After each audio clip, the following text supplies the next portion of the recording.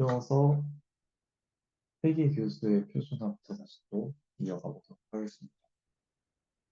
지금까지 다룬 회계계수는 비표준화 회계계수라는 말로 많이 표현이 됩니다. 이게 무슨 말이냐면 설명 변수의 측정 단위를 그대로 반영한 회계계수다. 예를 들어서 뭐 자존감이 뭔가 성취도에 미친 영향에 대해서 조사를 하고 있었다라고 한다면 자존감을 측정했던 단위인 리커트 척도를 그대로 반영을 했어야 되는 거고, 만약에 뭐 자존감이 한 단위 올라간다, 뭐 리커트 척도에서 한 단위 올라가면 성취도가 뭐 몇 점 올라가더라, 이런 식으로 해석을 했던 게 이 비표준화 회계계수. 예를 들면 뭐, 키가 클수록 이제 뭐 행복이 높더라, 뭐라는 이런 말 같지도 않은 식을 세운다면 키의 측정 단위는 센티미터 또는 미터 단위로 쓰니까 센티미터냐, 미터냐 이런 측정 단위를 그대로 반영한 회계계수가 되겠습니다. 근데 이거를 표준화라고 했는데 어떻게 표준화를 하냐면 표준 편차 단위로 표준화를 시키도록 합니다. 어떻게 하냐면 평균이 0이고 편차가 이 해당 해당 변수의 표준 편차 단위로 움직일 수 있도록 표준화를 시켜주도록 하는 겁니다. 그러면 이게 어떻게 하냐면 이 비표준화 회귀계수를 구했고 여기에 y의 표준 편차와 x 표준 편차를 구하면 이게 표준화 회귀계수가 나게. 반대로 이거를 거꾸로 이걸 분모로 분자로 해서 여기 곱하면 그대로 또 비표준화 회귀계수가 등장하게 되는 거예요. 그랬을 때 해석은 어떻게 하냐? x 이 설명 변수가 1 표준 편차 증가할 때 y가 뭐 0.5 표준 편차만큼 증가한다 식으로 이렇게 해석하는 방법도 변하게 됩니다. 그 차이도 일단 확인을 해주시고 근데 위에서 봤던 이 수식을만 가만히 다시 살펴보면 보도록 하겠습니다. 이 표준화 회계수는 이 표준화 회계수의 y 표준 분자와 x 표준 분자가 분수꼴 곱해서 이렇게 구한 건데, 근데 우리가 앞선 식에서 이 비표준화 회계수는 분산 x 분산분의 xy 공분산이라는 식으로 구해줬고, 그거를 그대로 대입을 해보면 이렇게 되겠죠. 이렇게 되면 어떻게 되냐? 이게 사실 표준 편차 곱하기 표준 편차니까 이 표준 편차가 약분되고 이거랑 그래서 어떻게 공분산이 분자로 x표준 편차, y표준 편차의 꼴로 나오게 됩니다. 이게 어디서 봤냐면 상관계수다. x, y의 상관계수를 구하는 그 수식과 정확하게 일치하는 것을 우리가 볼 수 있습니다. 그래서 단순 회귀 변동에서 표준화 회귀 계수 값은 이 상관계수의 값과 정확히 일치하게 되는 그 수식의 관계를 우리가 한번 또 살펴보게 됐습니다. 이 공식은 다음에 이제 이제 다중회귀 분석에서 굉장히 유용하게 사용될 수 있으니 잠깐 기억을 해주시고 이제 중다회귀, 다중회귀라고 불리는 멀티플 리그레이션 어나리시스를 해보겠습니다. 이거는 단순과 마찬가지로 같은 회귀 분석인데 뭐가 다르냐면 예측 변수, 설명 변수를 2개 이상 이렇게 투입해서 분석 변수를 설명할 수 있도록 하는 수식을 통계 방법이다. 수식으로 살펴보면 이렇게 y는 절편에 x 설명 변수가 k개만큼 왔다 치고 그러면은 이 회귀 개수, 기울기 개수들도 k개만큼 생성이 됩니다. 그리고 마찬가지로 모창 남고 모창은 정규 분포 따른다. 이런 구조까지. 그래서 이거를 쓰기 일일이 쓰기 귀찮으니까 간단하게 합기호로 시그마 기호로 합쳐서 아무튼 합기호로 맞춰서 보면은 이렇게 k는 1부터 독립변수 개수만큼 쓸 수 있게 이렇게 되겠습니다. 그래서 마찬가지로 추정은 어떻게 최소 제곱법을 똑같이 적용을 합니다. 그러면 이것들이 주어진 상태에서 오차함을 이게 추정값이니까 y 관찰값에서 추정값을 뺀 이 제곱이 추수가 되는 식을 찾아야 되는데 앞선 방식대로 이렇게 쭉 나열을 하다 보면 식이 이 뭐야 회기 개수, 기울기 개수의 식만큼 이 무지막지한 방정식이 세워지게 됩니다. 이걸 또 일일인지 연립하고 뭐 어쩌고 하고 이렇게 풀면 또 풀시겠는데 그것보다 우리는 이번에 행렬이란 걸 활용을 해서 한번 살펴보면 어떨까 싶습니다. 단순히 그냥 통계 공부하는 데 있어서 뭐 프로그램 돌리고 까지만 생각하시면 사실 이 부분은 뭐 넘어가셔도 되는데 만약에 이제 계속 통계 공부를 할 거고 뭔가 하실 거면 결국 제가 좀 많이 느꼈던 게 선형대수를 알아야 한다. 통계열로 표현된 이 선형대수를 알아야 통계 공부가 그나마 좀 많이 도움이 되더라고요. 제가 이 베이스 없이 지금 공부를 하다 보니 이제 굉장히 어리둥절해 하면서 계속 공부를 해왔는데 그나마 조금씩 조금씩 알아가니 좀 괜찮아지고 있습니다. 볼게요. 마찬가지로 Y가 X 벡터 플러스 L과 비슷한 형태인데 이게 다 행렬로 그려져 있는 형태입니다. Y가 관찰값이 n개, n개가 존재한다. n 곱하기 1의 형태의 해결, 뭐 벡터라고 할 수 있고 정해져 있고 X는 마찬가지로 여기가 총 표본의 수만큼 n개가 존재하고 요만큼 지금은 뭐 절반값까지 포함이 되어 있지만 K개까지 지금 존재하는 식으로 이렇게 1 플러스 1이 되겠죠. 이거를 P라고 하겠습니다. 즉 다시 n 곱하기 P의 행렬로 만큼 행렬이 정해져 있고 베타는 0부터 K까지 총 P개 존재한다.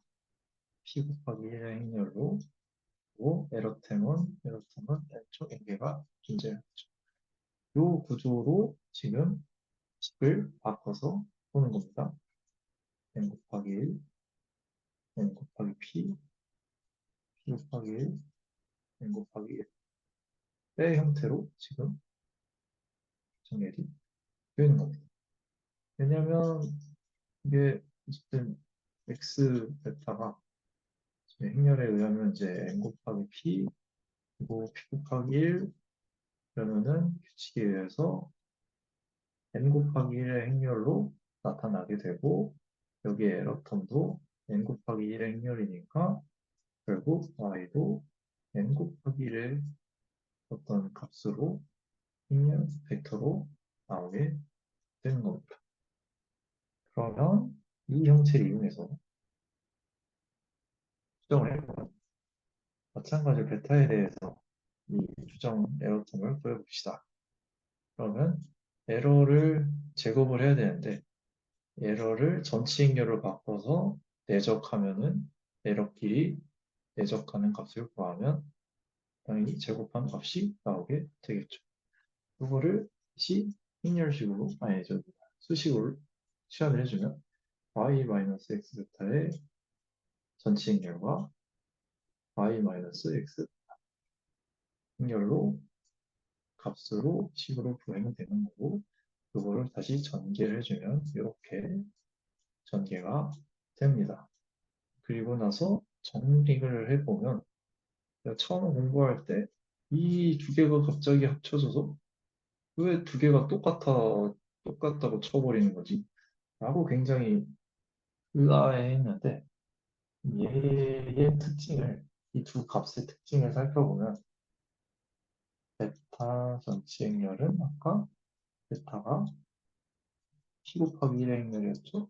그러면 전치니까 뒤집어서 1 곱하기 P 행렬이고, X 프라임은 X 전체 행렬은 그러면 P 곱하기 N이 될 거고, Y 값은 N 곱하기 1이 됩니다.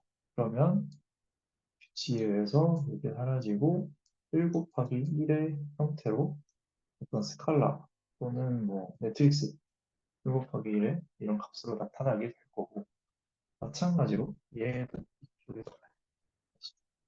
이쪽에서 보면 y의 전치다. 1 곱하기 n이고 x 곱하기 p 베타 p 곱하기 1 행렬이고, 결국 값 계산에 의해서 사라지고 1 곱하기 1 스칼라 얘는 뭐 매트리스라고 표현하는데, 어쨌든 1 곱하기 1, 1 곱하기 1, 뭐 값은 모르겠어도 똑같은 값이 어떤 값이 또 튀어나오는데, 이게 결국 같은 값이라는 거죠.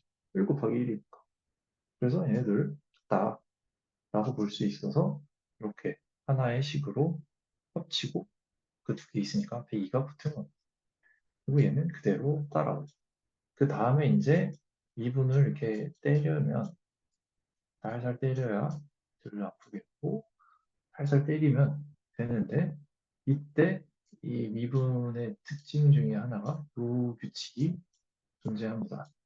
그냥 어떤 B라는 걸로 우리가 미분할 건데, 이 식의 구조가 B 전체 행렬 A 행렬 B 이런 식의 구조이면, 이걸 미분을 했을 때 A 더하기 A 전체 행렬 곱하기 B로 이렇게 나타나게 되고, 근데 이때 A와 A 전체 행렬이 같다, 대칭 행렬이다가 정해지면 이게 이렇게 2 곱하기 A XB의 형태로 나오게 됩니다.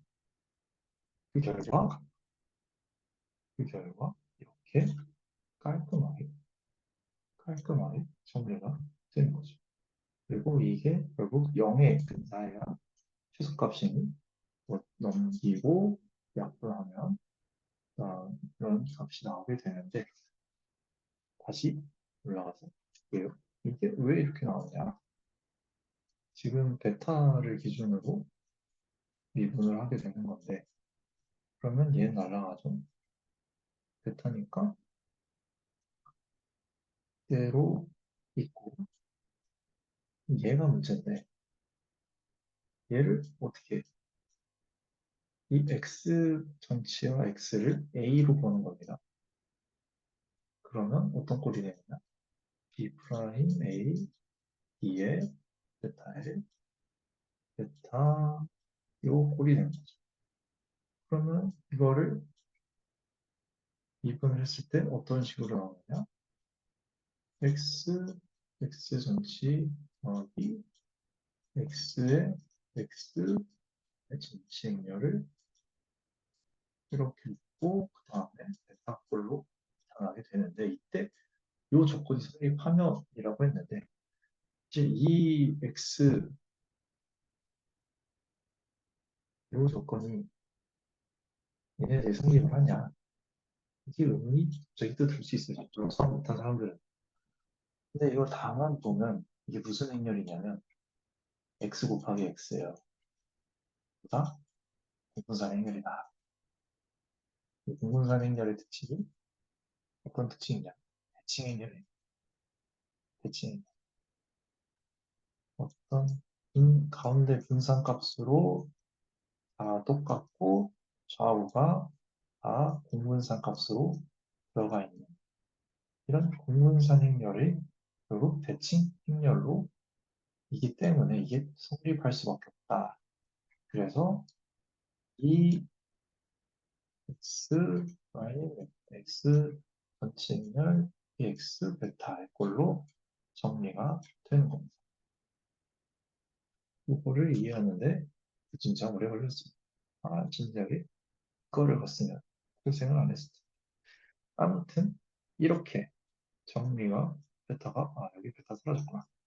아무튼 사라지고 정리를 해서 어떻게 이렇게 베타에 베타만 남기고 넘겨야 되니까 양변에 x 혹시 그 역행렬을 곱하면 되겠죠.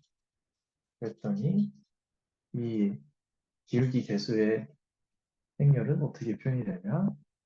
x 전체 행렬 x의 역행렬을 x 전체 행렬 y를 곱하면 이 해가 나오더라. 이때 조건은 이 역행렬이 존재해야 하는 겁니다. 역행렬이 존재해야 한다. 행렬식이 0이 아니어야 한다라는 조건이 늘 따라다니게 됩니다.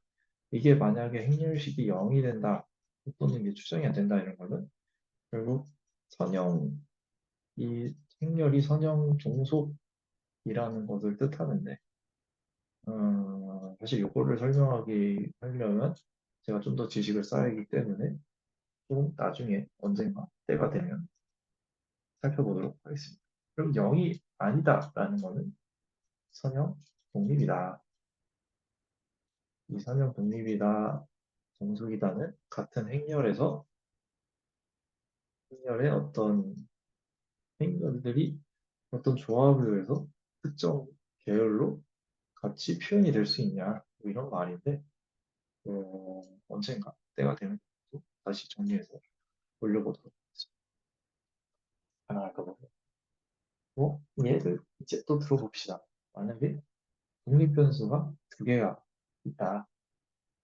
두 개 정도 있어야 깔끔하게 빠르게 끝날 수 있으니까. 그러면 이 추정식에 의해서 이렇게 값이 나오게 되겠죠. 그리고 이거를 뭐라 할까요?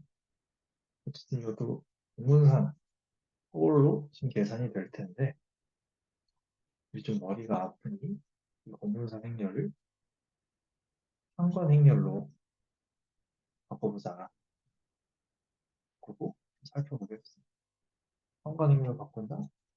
각각을 표준편차로 표준화시켰다라는 정도의 의미로 생각을 해주고 그냥 쉽게 쉽게 넘어봅시다. 그 무슨 일이 일어나냐면 이렇게 어디서 많이 보던 식이 나오죠. 익숙하지 않겠지만 상관 행렬입니다. 그러면 자기 자신과의 상관 계수는 1이고 이제 x1과 x2의 각각의 상관이 여기에 값이 바뀌겠고 베타는 두개 추정을 했죠. 두개 추정한다고 그리고 여기에 1과 x1과 y의 상관이 다 존재하게 된다라고 가정을 해봅시다.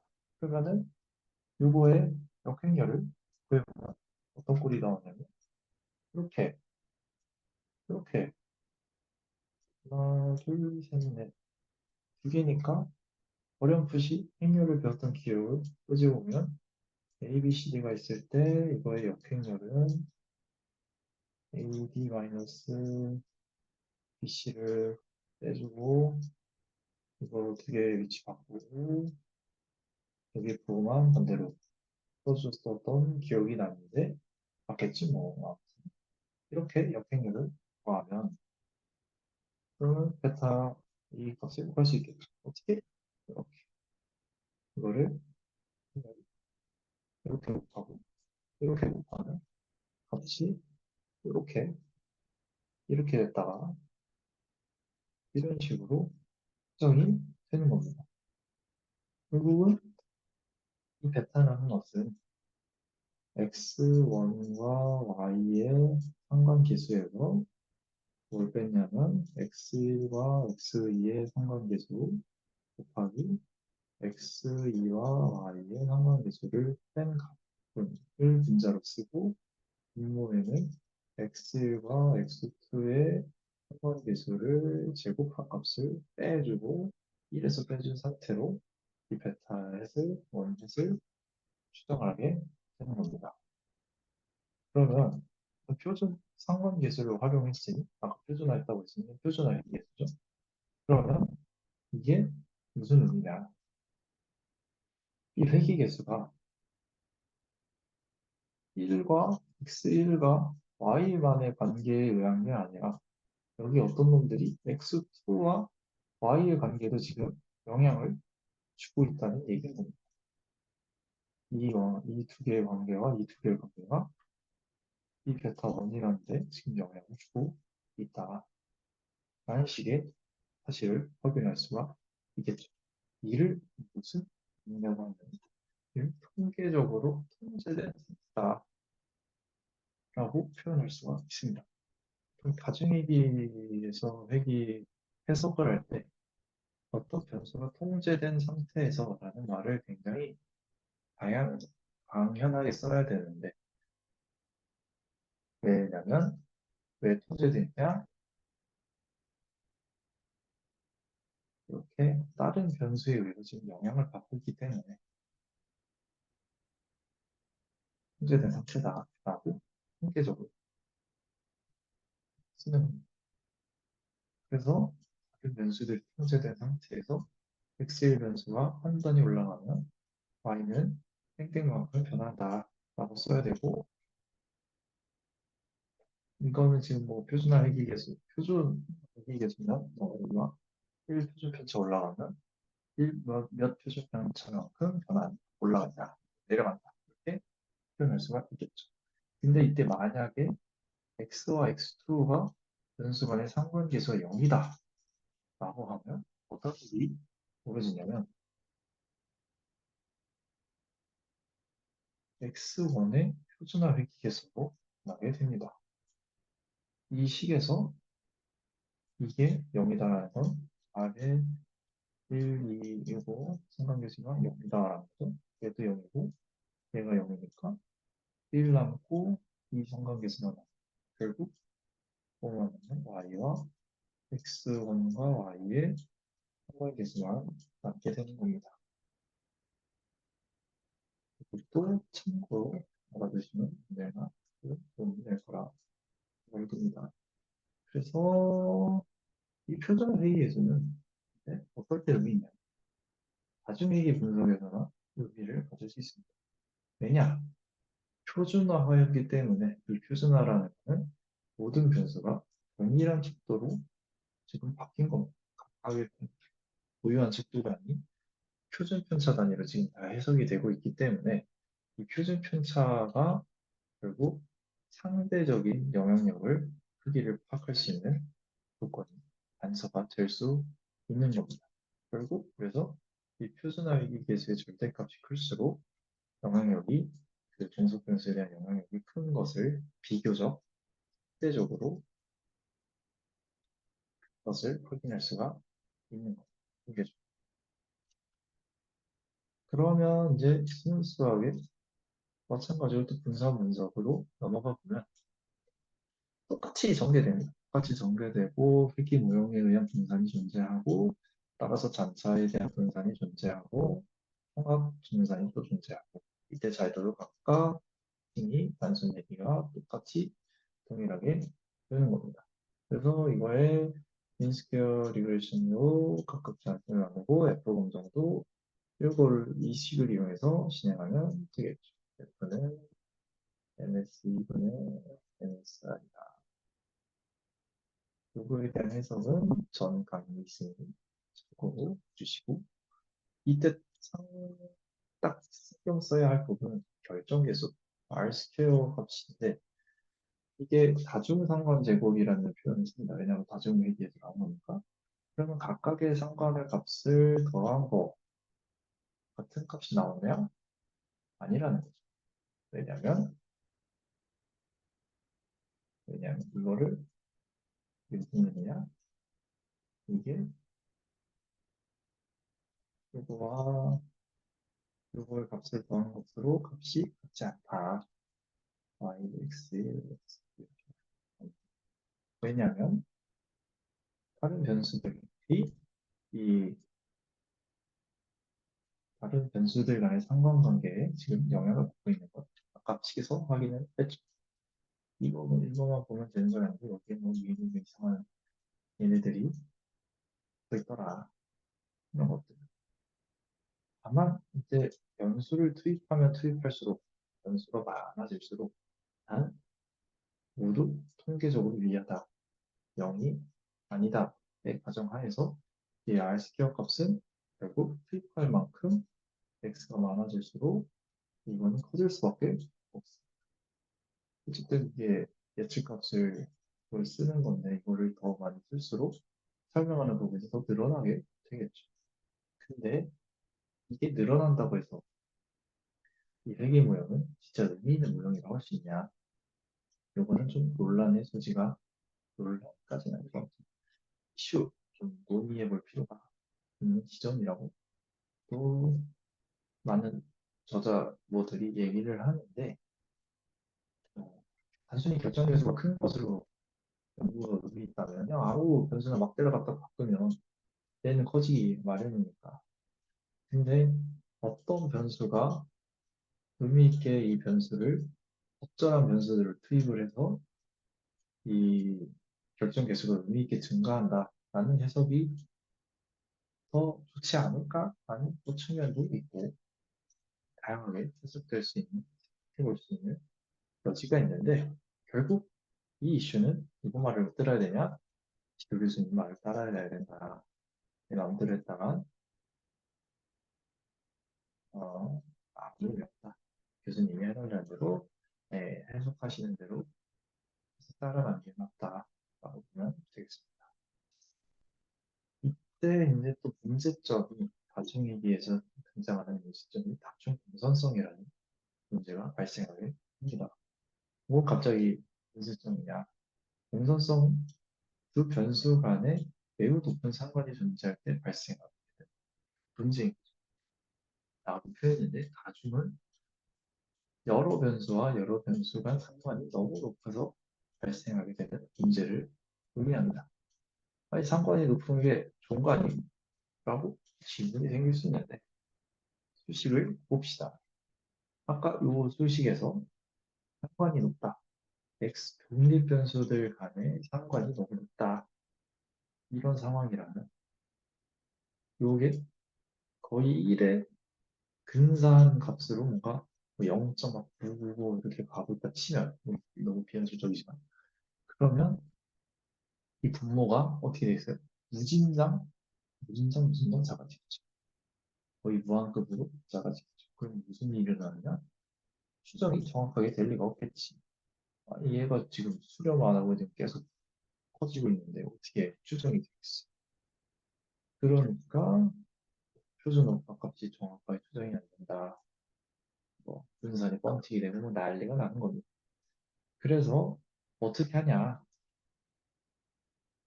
이거를 확인할 수 있는 분산 팽창 지수라는 것도 누가 또 기가 막히게 개발을 하셨어요. 이게 밸런스 인플레이션 팩터라고 VIF 어떻게 하냐? 독립 변수들 간 회귀 오형을 설정하고 결정 계수를 산출해라. 그러면 이때 이 결정 계수가 0.9를 넣는다. 이 해당 독립 변수의 변동성의 90% 이상을 나머지 독립 변수의 변수로 설명할 수 있는 상황이니 가중 공정성이 존재한다라는 걸 생각을 하라는 건데 이게 무슨 의미냐? x1과 x2를 지금 변수로 계속 쓰고 있었죠. 그러면 얘네들을 갖고 회귀식을 세우라는 거죠.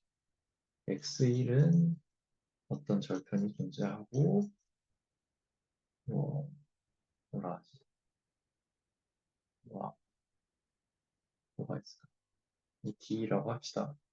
x2에 대한 회귀 계수가 존재할 거고 여기에 또 에러가 붙을 거고 이런 식으로 회귀식을 세워서 그럼 이거에 대해서 또 결정 계수가 나타나게 되겠죠. 이렇게 나온 이 결정 계수가 0.9가 넘는다. x2가 x1을 이미 90%를 먹고 있는 이만큼 먹고 있으니 사실상 얘나 뭐 거의 엇비슷한 거 아니냐 이런 거죠.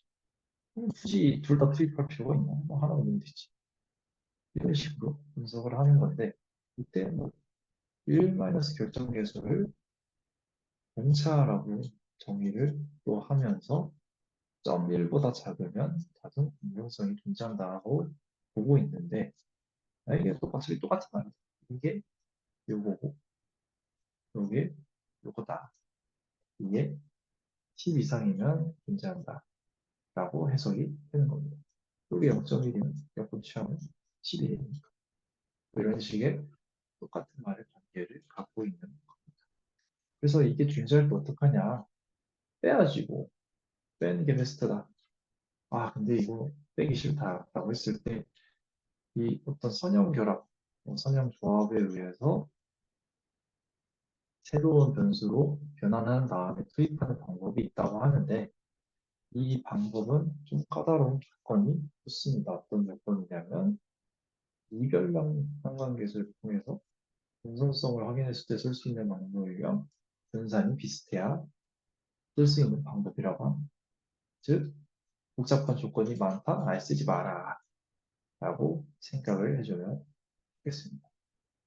그리고 어쨌든 이 뭔가 겹치는 변수들을 많이 투입해봤자 똑같은 얘기하는 건데 무슨 의미가 있겠냐는 거죠. 그래서 애초에 변수를 투입할 때 상관행렬에서 여러 가지 막 보잖아요. x1부터 뭐 xk까지 y랑 해서 또 y랑 x줄 보고 어쨌든 상관행렬을 쭉 뽑을 거니까 처음에 이제 기술통계에서 상관행렬을 봤는데 뭐 시기가 막 혼자서 막 0.7, 8 나오고 이런 애들 이걸 보고도 회귀 모형에 투입하면 썩 좋은 결과는 없을 거다. 이런 얘기를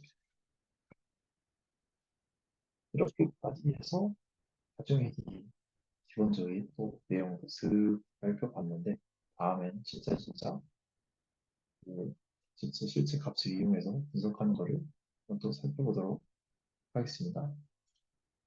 먼저 알아.